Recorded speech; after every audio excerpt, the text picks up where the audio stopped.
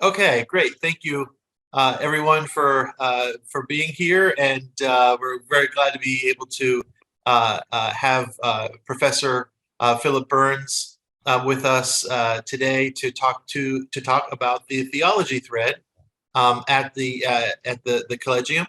My name is Dan Lesho. I'm the Director of Development at the Collegium, and once again, we're very pleased to have Professor Philip Berns here. And Professor Berns, would you please introduce yourself and just talk a little bit about your academic background and training in theology? Very good. Yeah, thank you, Dan. Yeah, glad to be here. Thanks for having me. My particular academic background, so I was born and raised in New Orleans. I went to Jesuit high school down there, and I started my college career at Tulane University down there in New Orleans. I did my bachelor's degree in philosophy there, and I had the opportunity also to do my master's degree in philosophy at Tulane University.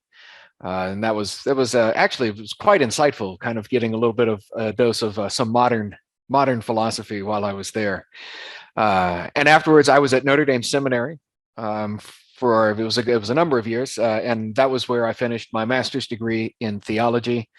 And I taught high school in the Archdiocese of New Orleans for a number of years as well before I left to go to Houston. And I in Houston at the University of St. Thomas in Houston, the Center for Thomistic Studies. I'm doing my PhD. I'm writing my dissertation presently in philosophy, right? So on the moral foundations of economics and Aristotle and St. Thomas's thought. And I adjuncted at the University of St. Thomas in both the philosophy and the theology department. So I taught theology while I was down there as well. And for the last 2 years, I've been here in Maryland at the Collegium, teaching again both philosophy and theology. Great, thank you very much. And you and I I've enjoyed the conversations with you about economics, and look forward to learning to future conversations about wedding economics and economic theory with philosophy, and so that sounds great. And you mentioned modern philosophy. That might be a future podcast. Who knows? Certainly, yeah, much to discuss there. Yeah, but today we really are focusing on at the Collegium the theology thread within the curriculum. And I'll just explain first. I think it's important to point out that we do have an integrated liberal arts program at the Collegium, and I think that is important to point out when it comes to theology. So it's our certainly our approach here is that these disciplines, in the true sense of the liberal arts, inform each other as they progress through the 4 years of our program. But I guess the question is, what makes the theology thread unique? What was the thinking behind it, and to whom might it be recognizable? And so I think just that's just a great way for us to get started here. Just the thinking behind the theology thread at the Collegium. Yeah. Yes. I think that'd be an excellent place to start, right? So so if anybody who goes online to the website at the Collegium. The Collegium's website, you pull up our curriculum. The theology curriculum should, I think, look familiar to most people. You'll see courses in Old Testament, New Testament, the Church Fathers, Catholic doctrine, moral theology, and systematic dogmatic theology according to St. Thomas. Their senior year, I'll explain why that is as we move along, right? But certainly the courses in Scripture, moral theology, the Church Fathers, right? These would be generally recognizable to just about anybody in Catholic education today. What makes the theology thread of the Collegium truly unique, something that honestly I'm not quite sure is done anywhere else. I think we are truly unique in this respect. First, really kind of, and this would be difficult to do in a very short presentation, but is to sort of first establish the importance, the centrality of the style of theology, the way St. Thomas does theology, and this would be why he comes last in the curriculum with all of the preparation leading up to it, right? So if I'll take a second to just kind of discuss Thomas's theology. And so where I kind of could start with that, one of the things that you do have to understand when you read any sort of, whether it's medieval philosophy, medieval theology, and into the early and late scholastic periods, is that these guys all understood their disciplines according to a very strict set of principles and rules that were laid down much earlier on by Aristotle in his notion of what makes a science, right? What makes real knowledge, right? In his work on the posterior analytics. Now, the posterior analytics, certainly too much to go into for tonight, but it's the work where Aristotle really lays down what makes knowledge, how do you structure a discipline, the way you study it, how you start from your first principles, your beginnings, how you have a truly rigorous argumentation down towards your conclusions, and how you structure the entirety of a given discipline. And that really influenced the way the medievals and the scholastics did both philosophy and theology, right? And in this case, we're looking at Thomas's theology according to this system. Right?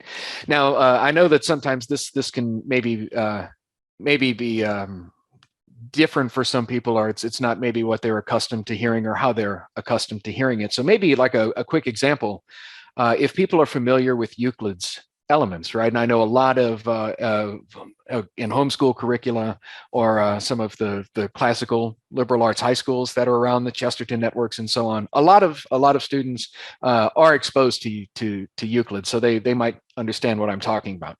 Euclid is what Aristotle's discussing when he's talking about what makes a science, right? Euclid's Elements is the penultimate structure of this is what a scientific kind of textbook is, right? Euclid starts with his definitions. This is a point is that which has no part. A line is a breadthless length. Then he goes on his surface and so on. He starts with his postulates, the things that he lays down, right? For instance, between any 2 points, it's possible to draw a straight line, right? Euclid doesn't prove that. He takes it as given, right? Or that two parallel lines will never intersect, right? Euclid doesn't prove that. He takes it as given, and he uses those things to demonstrate everything else, right? And then you get into book one, proposition one, right? The construction of an equilateral triangle and so on. And you see how it just builds everything on top of what came before. And by the time you get to the very end, book 13 or so, which most people don't usually study, that far, but some of the figures he gets into are extremely complex. And it all started with between 2 points, it's possible to draw a straight line, right? But it's because everything just builds on everything else, and you keep elucidating kind of the consequences of what you've been arguing, right? And this truly is what St. Thomas does in his magnum, if you want to call it that, the Summa Theologiae, right? His great theological work, which is funny to us, right? It's this great theological work. To him, he wrote this for beginning students in theology, but it was structured this way, right? So that it would be easier to learn. Okay. So that's what Thomas means when you open the Summa and you look at question 1, and the question is whether theology is a science at all. This is what Thomas has in mind, right? So we have to understand then that structure. Okay. But given that structure, right, what are the principles of the science? Right? What are your definitions and your postulates, right? What's the equivalent here of a point as a breadthless length, or a line as breadthless lengths, and so on, right? And for St. Thomas and for all of the other medieval theologians, for the scholastics, the principles of sacred doctrine, of theological science, are all of what's found in divine revelation, right? God's revelation of himself to us through the inspired authors. Right, all throughout history. So for both the Old and New Testament, until Revelation is closed with the death of St. John the Evangelist, right? The death of the last apostle. Okay? And that's our starting point. Those are the principles of theological science. It's what God has given to us concerning himself, concerning all the rest of creation, and how we are supposed to live in relation to God and to neighbor, right? And so this is our starting point. And so, of course, then it makes sense that when a student, especially like an undergrad student, is beginning the discipline of sacred theology, you have to be exceptionally familiar with the sacred page, right? With the scriptures. And you can see this in Thomas's theology, right? I was showing the other day, I was showing my students a particular passage in Thomas's commentary on Matthew's gospel. Mm-hmm. And he's commenting on Matthew's gospel, but I was showing my students, look at where he's pulling from all of the various Psalms, the book of wisdom, the prophet Isaiah, 5 different letters of St. Paul, one of the other gospels, right? And he's pulling all of this in together, as well as the commentaries of St. Jerome, St. John Chrysostom, right? And he's drawing from all of these authors, just talking about this one. It was a very small passage, actually, in Matthew's gospel. But you see his familiarity with the entirety of the scriptures, and so he can see where the New Testament is kind of hidden and prefigured in the Old Testament, and where the Old Testament is brought out and fulfilled in the New Testament. But it's only because, right, Thomas knows the scriptures very well, right? And so for any beginning student in theology, you have to know the scriptures fairly well, right? Or at least have some sort of working familiarity with them. And on top of that, simply because, the scriptures can be, or it's possible to be, and you look at even the controversies in the early church. Some of the first questions were, well, how do we even know what counts as divine revelation or not, right? There were a lot of other writings that were floating around in, the first century Christianity, right? And this is what makes the church fathers so important. This is why they're kind of next in line, right? The very men who learned from the feet of the apostles, the ones who learned from Christ himself, who were able to pass on, as even St. John tells us in his gospel, right, that Christ did so many other things that were not written down, right? And you see some of the fathers kind of make mention to that, right? Like St. Basil actually said, who taught us to sign ourselves with the sign of the cross? That's not in scripture, right? And he says that was given to us by the apostles, right? This was one of those things that was handed down, not in writing, but in the church's tradition and in action, right? This was what we got from the guys that learned from Christ while he was on earth, right? And so this is what makes the church fathers important, right? And so this is why they come next in the curriculum. They help us to read the scriptures with the mind of the apostles, right? With the mind of those who studied and who learned from Christ, from God incarnate, right? In his most complete revelation to us, right? His very self. Right. So it is a full year, academic year of sacred scripture at the beginning, and then on to the church fathers. It is indeed, right? So when the freshmen come in the fall, that's the Old Testament. In the spring, they cover the New Testament, and then they take church fathers their sophomore year. Yes. Okay. I see. Right? Yeah. And then following that, after scriptures and the fathers, we have the course in, you could call it kind of catechesis or just basic Christian doctrine, Catholic doctrine. The textbook I think we use, I have it, here it is. Right. So I particularly like this book.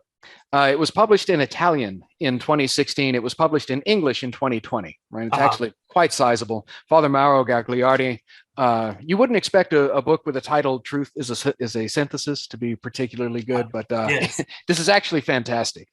One of the points he makes in the introduction, right? He doesn't include any theologian, the popes and the councils accepted, right? But no theologian that's younger than 200 years old are included in this book.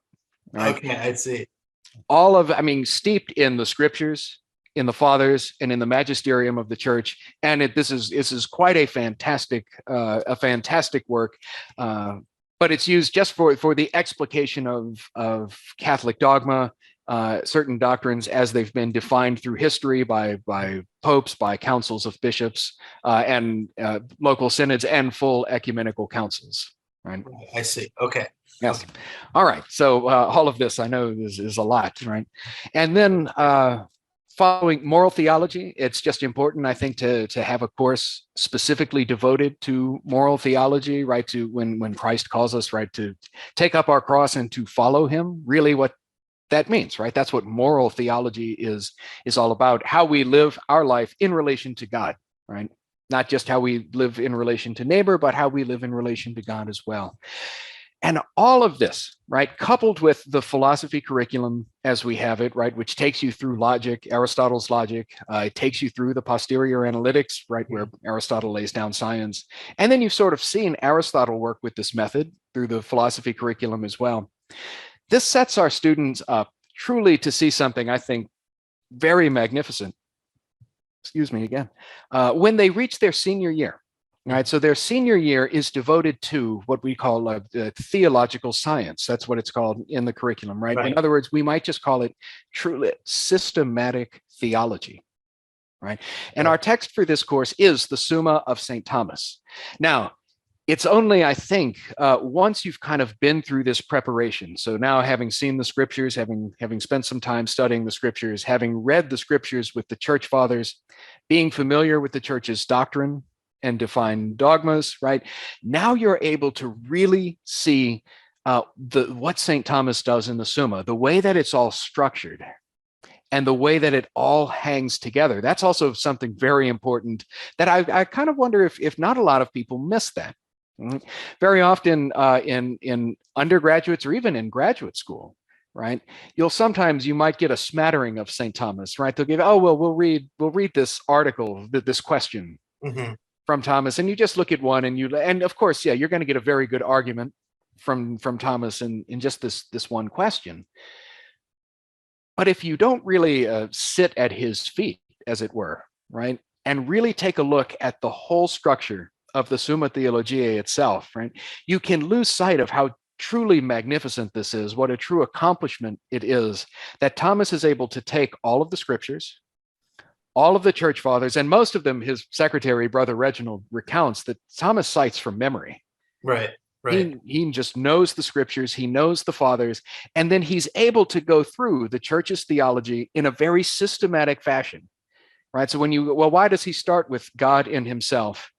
Then God is the Trinity, then the questions on creation and man and the angels. Then he talks about morality, and then he talks about Christ and the church at the very end. Well, why is that system important, right? Why is that order of procedure important?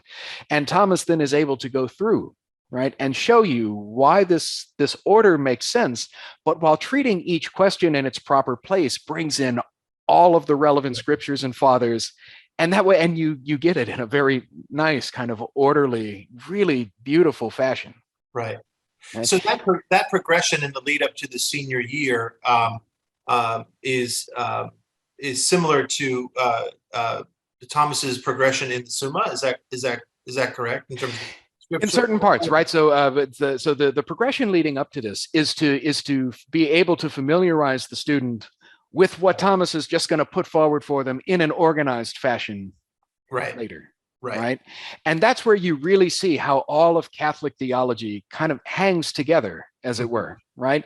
So when you see some of the, systematic thinkers talking about, why this point of theology matters, right? Or why sometimes you'll get hung up on a term or an expression, or it's because if you kind of tug on that thread, you can see the rest of the tapestry will go with it, right? All of this is connected, and Thomas does a wonderful job of showcasing that.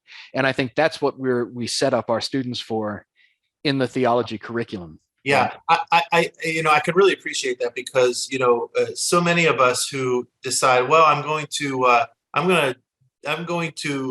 embark on the Summa. And it's a process of fits and starts. It just seems that's the way it's been for me and for others that I've talked to. But listening to you and hearing, you realize, wow, there's so much that needs to get done before you embark. Embark on that. I remember you talking at one point about who St. Thomas's students were and the type of training they would have had. Yes. Right. Yeah. That's something. Yeah. So when Thomas writes at the beginning of the Summa, right, he's intending this for beginners in theology. But in Thomas's day, in the 13th century at the University of Paris, the beginning student in theology just spent the last 3 solid years studying a very rigorous philosophical curriculum of Aristotle and the natural sciences and logic and the liberal arts before that. Right. So they had a very rigorous kind of program leading up to this. And this is why also the Summa is a Summa. It's a summary, right? It can also be rendered as the heights of theology, but it'd be a little bit of a different perspective, right? But he does treat it in a sort of summary fashion, especially some of the introductory questions, because he's really kind of like, hey, you guys remember when y'all talked about this, right? When y'all were doing your philosophy work, and he's like, I'm just reminding you of a few things. Right. So in some ways, it's not just that theology thread that's leading up to the senior year. It's also the philosophy. It is. Right. I mean, the Yes. two, in a sense, almost go hand in hand. But, Yes. yeah. Right. So especially in the sense that even our natural knowledge should open us up further to be accepting of the revealed knowledge that Right. God gives to us in the study of theology. Right. Right. Yes. Yes. Can you? I'm just curious. Just a quick aside here, if you don't mind.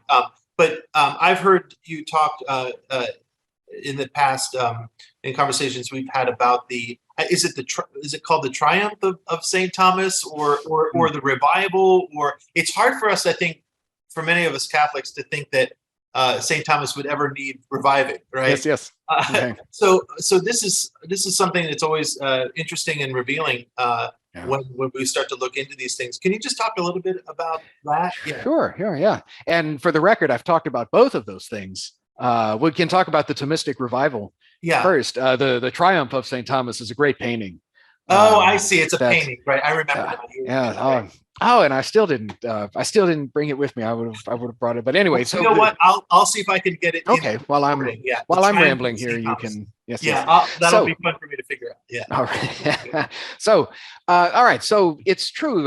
So the using St. Thomas as sort of the touchstone of theology, it begins shortly after his death, not immediately after, but of course, with the Dominicans, it starts sooner than with the rest of the church. The Dominicans use his works for their studies in the priories long before, and it makes sense, the Franciscans and the Jesuits did. Right? But as with any science, and this is kind of what I find odd, right? Over time, right? So when you look like Euclid's Elements, geometry, it hasn't changed in some 2,500 years, right? Since Euclid first kind of laid this out. The reason that the proof for the interior angles of a triangle being 180 degrees, it's the same today as it was way back when Euclid first gave us this demonstration, right? This argument. And so over time, right, any sort of system of knowledge, any science becomes, I almost hesitate to use the term because it can have something of a pejorative connotation, but any science kind of calcifies, right? It becomes stable, right? Again, look at geometry. That's the same now as it really ever has been, right? The arguments are the same, the proofs are the same, the truths are the same. Right. And this is what God hasn't changed. Human nature hasn't changed. Right. Divine revelation hasn't changed. Theological science then over time kind of becomes structured, kind of becomes ossified. And to a certain extent, that can be good. And in a certain sense, it can become bad, right? And this is what happened towards late scholasticism, right? So like any thinker, Thomas has his followers after him and his commentators. Some of them were very, very good, right? So I think of some of the other like Dominican commentators like Domingo Bañez, right? John of St. Thomas, right? But there were also, of course, commentators that would come after who, they weren't as good as Thomas, right? And sometimes this can serve to confuse the system a little bit or things like that, right? And so, okay, when you get into the beginnings of modern philosophy, right? Our guy, René Descartes, educated by the Jesuits, right? Which actually means Descartes really didn't get Thomas, he got Suarez. Okay. Right? Yes. Jesuit metaphysics, right? Now, Suarez is a great thinker, but he's not St. Thomas. Right. And in fact, not just because I'm a Thomist, but maybe it is, right? I think Suarez actually falls into error on a lot of things, but that's that's another conversation. Okay. What is clear, right, is that when Descartes is having his philosophical revolution against what he calls the traditional metaphysics, it's clear that he has that sort of late scholastic and more Suarezian metaphysics in mind, rather than really the rich and fulfilling kind of thought of St. Thomas. Yeah. Okay. And it also, so that's happening. Okay. At the same time, theology, it happened in the philosophy books too. I have one right here. This sort of real theological thought, right? Having to like struggle with divine revelation, with its different interpretations, with really having to get at the truth that's been revealed to us and taught by the church, for purposes of ease, and it kind of makes sense, right? A lot of the theological conclusions and truths were just distilled into textbooks, Hmm. Right? And these were the manuals that sometimes you hear so much about, right? I have one of them for philosophy here, right? This is Joseph Gretz, Fundamentals of Aristotelian Thomistic Philosophy. Hmm. Right? It's all in Latin. It's wonderful, right? And this is actually one of the good ones, but this is still just a textbook. It sort of kind of just lays out the truths that Aristotle concludes to and that Hmm. Thomas concludes to without you really having to enter into the arguments of the people that Aristotle was arguing against, right? Without really having to consider their thought. And when that happens, you can sort of lose sight of the richness of Thomas's theology, right? When all the conclusions are just distilled out for you in your textbook, right? Okay. And this is what we start to see happening in under cover of the modernist movement, right? Right. So I will say too, like these things are sort of separable, right? So Father Garrigou-Lagrange, Reginald Garrigou-Lagrange, so certainly somebody, no modernist by any stretch of the imagination, also very critical of the manualist tradition for precisely that reason, right? The students never had to wrestle with the problem Hmm. so that they could see why Aristotle's solution really mattered, right? Right. And the same thing happened in theology, and so there was a little bit of a sort of kind of kickback against that, right? And so again, some of that is good, but it was under the guise of that modernism really started to take I see. root, Okay. right?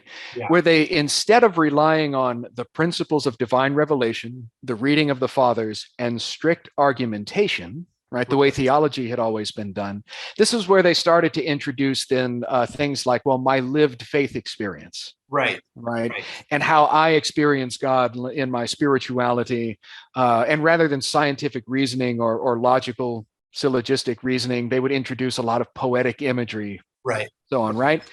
And really, in some instances, like maybe you can see what they're doing. In the worst instances, right, it was done precisely so that they could break from that scientific structure and so that they could reach new conclusions. Right. Hmm. This Right. was the heresy of modernism that the Right. early, the 20th century popes are talking about. Right. They wanted to break free of that rigorous scientific thought precisely so that they could come to a new kind of theology, new theological conclusions. Right. Right. Right. And this was so at the time then of Pope Leo the 13th, and the need for the Thomistic revival, right, to return to the authentic doctrine of Thomas, to really see the benefits then of structured systematic theology once more. Right. Okay. So it is Leo the 13th who is, in a sense, enshrining this Thomistic revival. Mm-hmm. Are we 1870s, 80s, something It late, was late the 1870s was late Aeternae Patris. 18? Okay. Um, Okay. Go ahead. and yeah. And the inauguration then of the Thomistic revival. Now, a little bit of it was short-lived. Again, since you had modernism kind of start to come into full swing Sure. Yeah. Okay. by the 1910s and the 1920s, probably the seeds being planted even earlier. But but you still had some of the great Thomistic minds again. So you have popes like Leo the 13th. You do have still the Dominicans. I've mentioned Father Garrigou-Lagrange, right? And still others, right? And even today. And so there was something of a drifting away from Thomas again when neo-modernism comes into full swing by the 1940s and 50s. Yeah. Thomas had sort of been abandoned, and you see that especially in seminary education, Catholic education following the 1960s, 70s, and 80s, right? So one of the things we're doing at the Collegium, not that we're doing anything new, right? But in our bid to be faithful to the church's magisterium, we're simply recovering an older tradition, the way that theology really had always been taught. And as the Holy Fathers and the magisterium has kind of laid out St. Thomas for us, right? The way theology sort of should be taught. Right. Right. And it's that systematic nature and the emphasis on kind of leaning up to it to be able to see its true scope and magnificence. That's what I think is really unique to the Collegium. And I think in a certain ways, the juxtaposition it makes it seem fresh again. And what I mean by that is that perhaps we might think that we're seeing the fruits of modern philosophy these days and manifest in very tangible ways. And so I think the Thomistic tradition almost seems like a breath of fresh air. It does, yeah. Right, yeah, okay. Well, you held up the book there and you said that it was in Latin, and which is great. And so, but we do have many students that incoming students that will ask us about the Latin at the Collegium. Some students come in with a little bit of a Latin background, and they've been at it for a few years, and others might be new to it. Can you talk just a little bit, or talk to that student who might be apprehensive about that, and then also perhaps why it is important to encounter at least some of this in the sacred language? Sure, yes. So one, as you mentioned, some of our students come to us with various backgrounds in Latin. So some of them are more proficient, and they test out of the 101 course, and they go, and we have some of the more advanced Latin courses, and then some of them who aren't so proficient or who are just starting from scratch go into the 101 course, right? And a lot of people just start there. That's fine. And it's taught, Latin here is taught kind of in the natural method, or kind of mimicking the way that you learn how to speak even as a child, right? So a lot of the course is kind of, they try to get you into spoken Latin as soon as possible. And I'm really am impressed with a lot of the progress that our students make. And so we use Latin in a great deal at the Collegium. I mentioned, right? So we were looking at Thomas's commentary on Matthew's gospel. I mentioned a little while ago, right? And to the extent possible, I try to look at Thomas's Latin with my students. When we read his commentaries on Aristotle, I try to look as much at Thomas's Latin as possible, or we'll compare the side-by-side Latin and English translations, just to sometimes we'll see something match up or not match up or whatever, right? But this is important in a wider context for a number of reasons, right? One, if you're, first of all, if you're going to do theology in the Latin church, you kind of need to be able to read that language, right? You need at least to be able to read the language of Latin theology, right? And this is important, one, because a lot of these ideas, especially in any sort of strict discipline, there's a lot of technical language for which there's really not a direct English equivalent, right? So some of these terms, in fact, are very important. And not as, and so aside from that, which might be its most important use, right? If you want to get into really sacred theology in the Latin church, you've got to be able to read Latin. On top of that, though, there are numerous cultural benefits, right? I mean, the entirety, almost at least from where we stand, the vast majority of Western civilization is Latin based, right? And so many other cultural elements, right? When you want to talk about rhetoric and great speech, and well, that's Cicero. Right. And you need to, you really kind of, to really appreciate Cicero, the tricks that he uses, right? They're not evident in English. You've got to be able to look at actually what he's doing in Latin, right? And that opens up that whole vista of the expanse of Western civilization for you. Oh, that's great. Okay, great. Thank you. So you've gone through the thread there, and it's very clear now. Maybe if you could talk to a little bit more about what would be the goal of the Collegium in terms of when a student is done that senior year. What do they have? What do they have with them? What can they build of, and what can they build on, and what is it that we would like to have our students with them as they graduate and go on to other things? Yeah, that actually is very, very good. And oddly, I have this right here next to me. So I mentioned earlier that I went to Jesuit high school, right? And I was educated by the Jesuits, and that's left a very good lasting impression on me, right? So I have this wonderful bronze statue of Saint Ignatius, sitting at his desk. I love this; it's beautiful. I need to find a nice place to put it, right? But Ignatius begins the spiritual exercises with what he calls the first principle and foundation. And this is that man was created to know, love, and serve the Lord our God in this life and be with him in heaven forever in the next, right? And that's it. It sounds so simple, right? That's the goal. That's the end of human life. That is that for which we were created. And so if I say, where are students? what I would have them leave with, if I would have them, if I could say, if you leave here really with one thing, it would be this, right? That our curriculum is designed both in the liberal arts, in the study of history and the humanities, in the study of philosophy, leading up to the study of theology, is all for the natural, first of all, the natural perfection of our intellect, that it might be aided by grace for its supernatural perfection, that in the study of theology, we might come to know God more perfectly, and knowing him more perfectly, be able to love and serve him more faithfully. That's it. Mm-hmm. And that's what I would have our students leave with. And that's really should be the emphasis of all Catholic education. Recently I heard this was another school, but one of the students was talking about the mission of their Catholic school. And it was, well, that they're encouraged to be the best person that they can be. And that's nice, but that's not what we're created for, right? Right. That's not what, now, obviously, being with God in heaven, being a saint entails being the best version of ourselves, right? But that has a very concrete meaning. Right. In the light of divine revelation, right? That's what Catholic education is for. That's what I would have our students leave with. I see. Okay. Great. Thank you. Thank you. Yes. Thank you very much.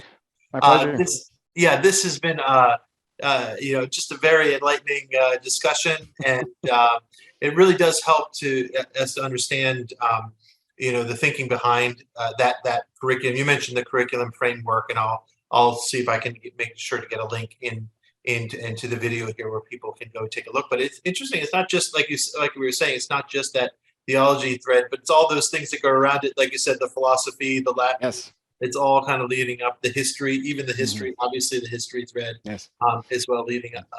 Well, this is to bring in, and maybe as a last point, I'll mention that painting, right? When I talk about the triumph of St. Thomas, and yes, if anybody ever I'm going to figure out how to yes. get into there. Yes, right. But what he's surrounded by, it's the personifications of the theological sciences, the liberal arts, they're down there, right? The philosophic disciplines, the natural sciences, they're all all drawn as persons, right? They're all personified in all kind of around St. Thomas, right?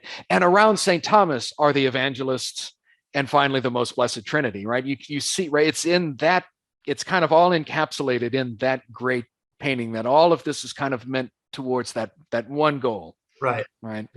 Yes. That's wonderful. Maybe, and I will ask, just to leave us with one.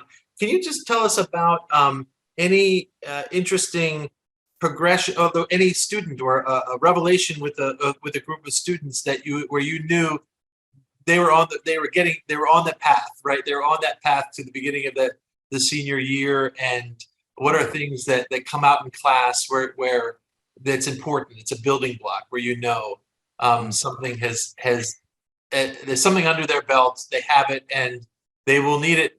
They will need it soon. Yes. Soon. Maybe an example of that. Well, I would say, at least with this group now, I would say one of the things that maybe kind of stands out to me a little bit with the group of students we have right now is we haven't gotten overly deep in the theology curriculum yet, but some of the things I will say that they're starting to see in the philosophy curriculum, you see some of the little lights are clicking where you start to show them how theology is going to build on top of this framework, right? That you need this solid foundation so that we can actually start to put all the theological stuff on top of it, and it has a very sturdy foundation to sit on. And you can, some of them, it's kind of starting, it's starting to get there. That's great. So, that's great. Very good. Well, Professor Berns, thank you so much. We're really glad that we had a chance to talk about the theology thread, and I think that we will, we'll make sure that this becomes available, on on our website, and I'm hoping that it evokes questions that will be brought into us, and I'll make sure that everyone has a way of reaching us and making sure those questions can come in. So once again, thank you so much. My pleasure, Dan. Thank you for having me here. All right, take care. All righty. Bye-bye. Bye.